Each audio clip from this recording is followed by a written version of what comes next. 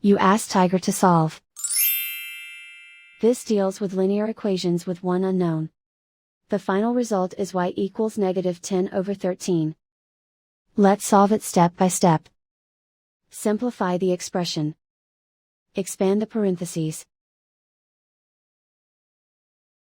Group like terms. Simplify the arithmetic. Group all constants on the right side of the equation. Add 10 to both sides. Simplify the arithmetic.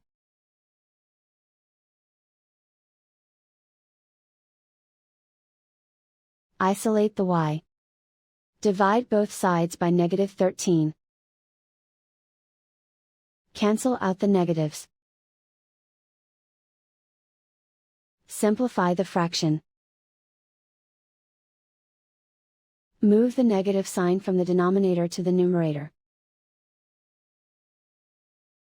And so the final result is y equals -10/13.